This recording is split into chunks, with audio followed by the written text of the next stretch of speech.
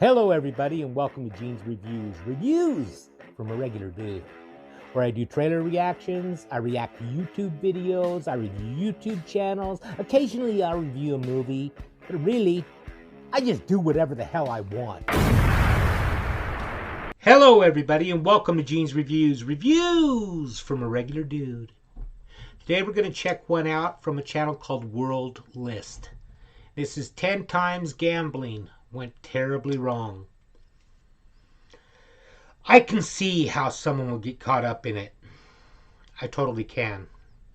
Let's check this out. Hey guys, it's Chris. From a lunatic gambler who killed his parents to pay off debts, to the white guy who tried to rob a casino using blackface, plus the maniac who lost his wife in a bet and was arrested for it. Here are 10 of the craziest times gambling went horribly wrong.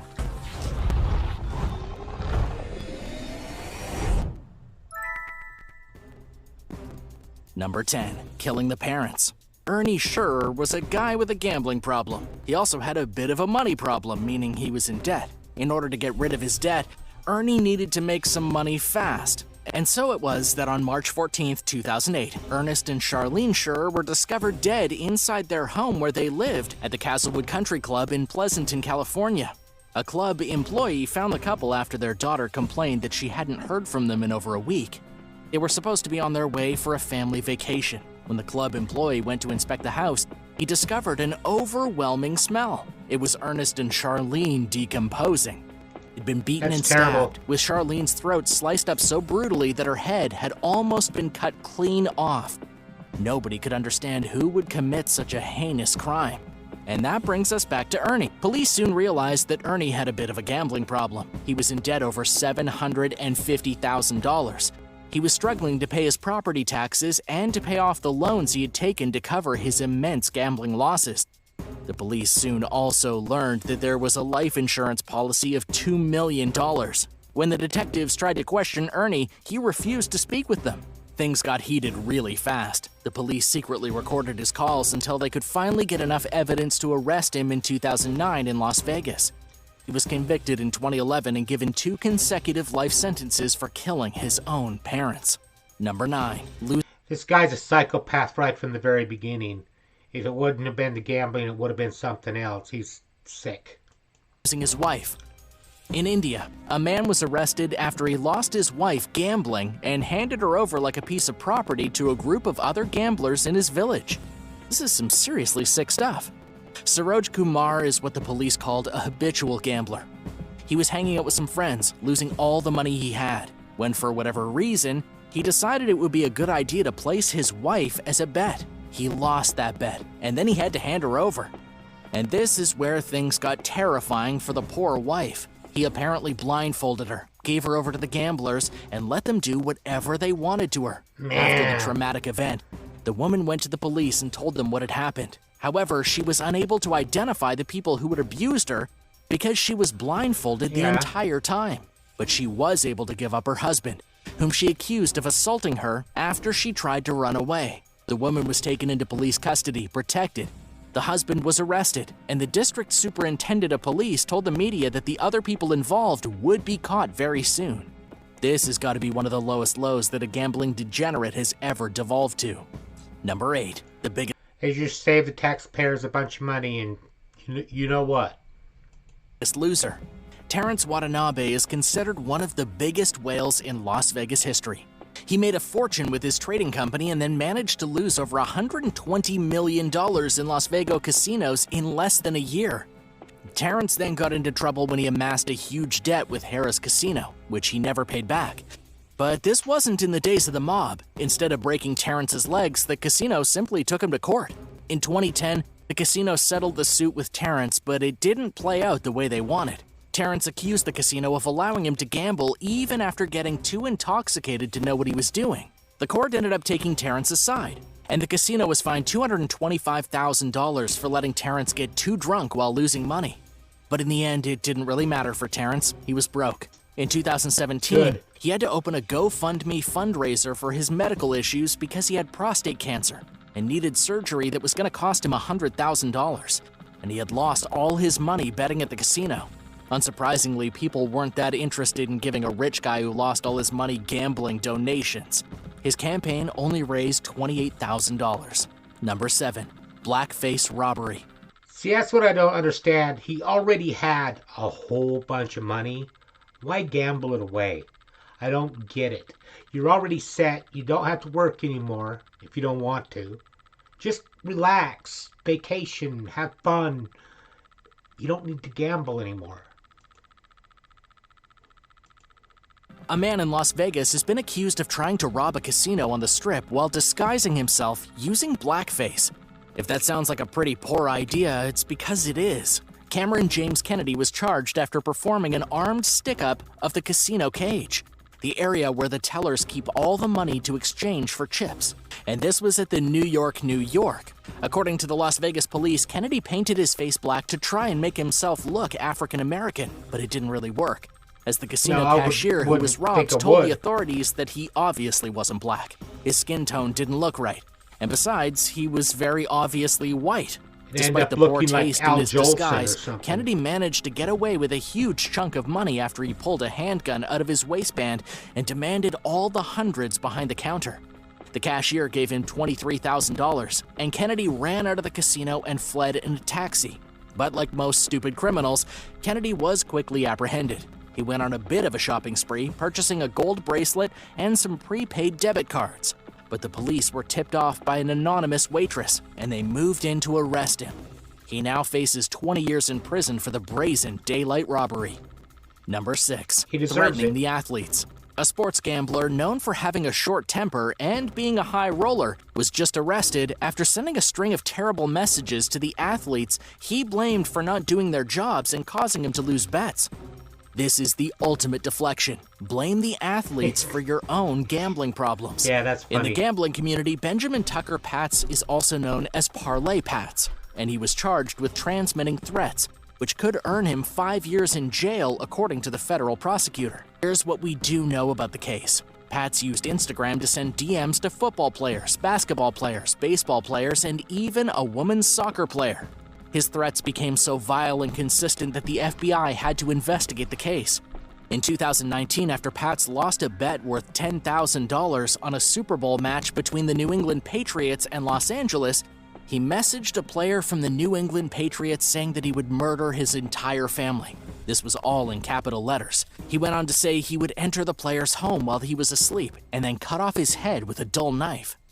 As you can imagine, the FBI takes this kind of thing really seriously. Pats even wrote one player, "You ruined this game. Now I have no choice but to ruin you."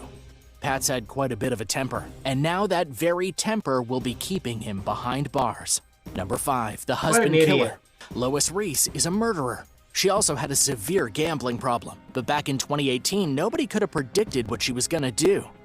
She was working at a daycare. She had 3 children and 5 grandchildren, and she and her husband were very social creatures. But then when Lois randomly vanished for 2 weeks and nobody could find her, the police were forced to carry out a welfare check at her home in Minnesota, where she lived with her husband. What they found was the rotten corpse of David Reese on the bathroom floor. Lois was nowhere to be found.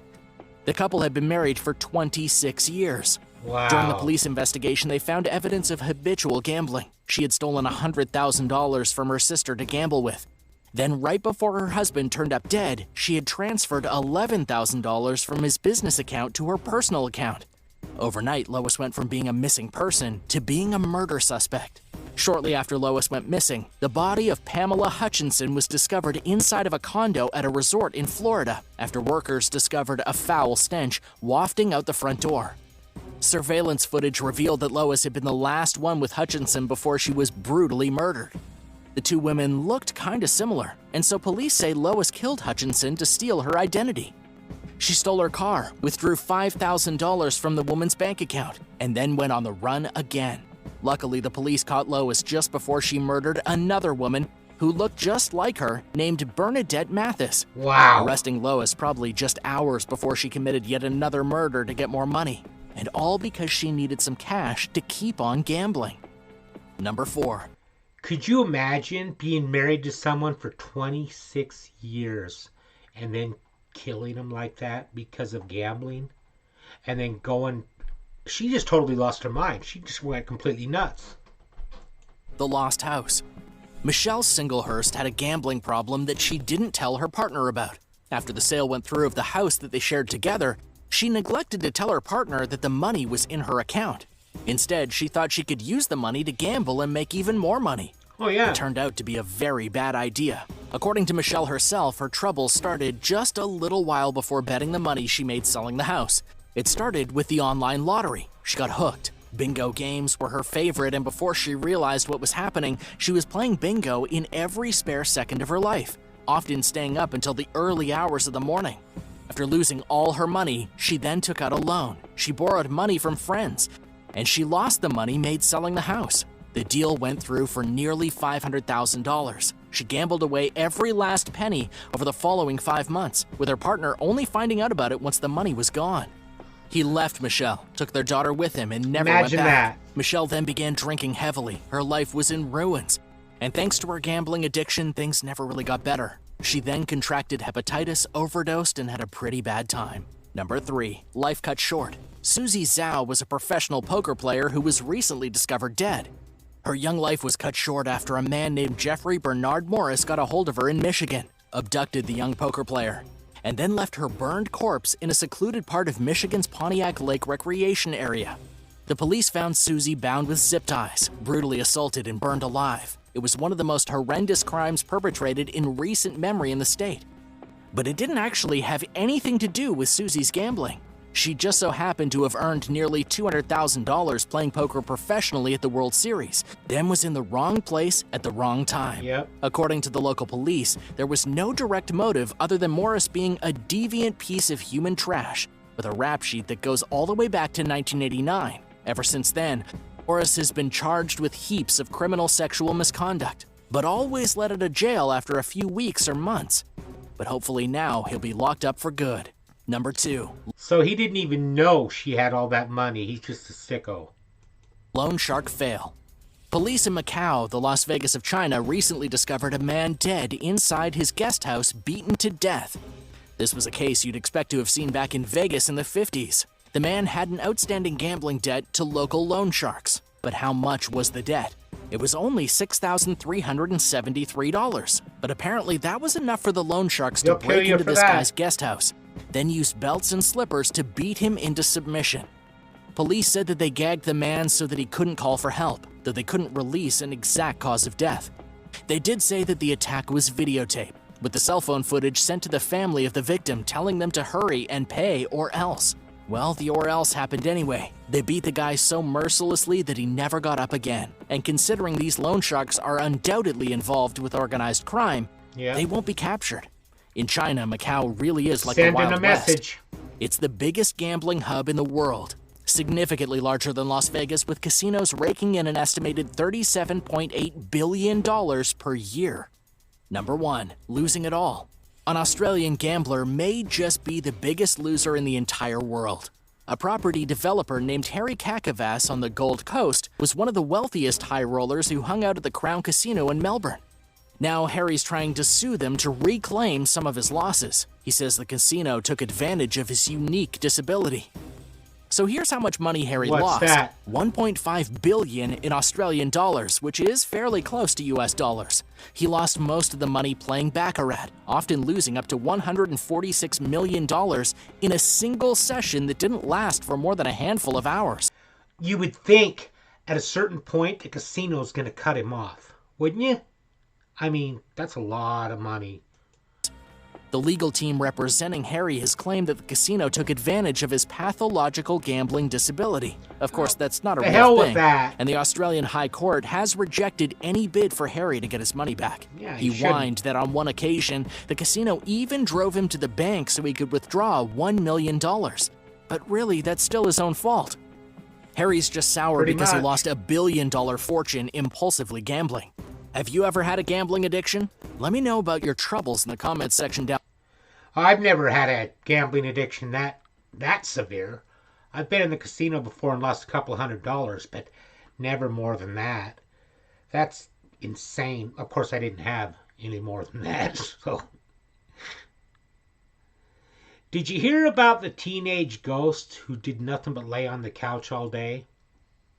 It was a case of paranormal inactivity. Thank you, everybody. Make sure you like, comment, subscribe, hashtag Mean Gene, all that fun stuff. And if you like this video, tell all your friends, leave a comment down below. And if you didn't like it, then just shut up. And I will see you next time.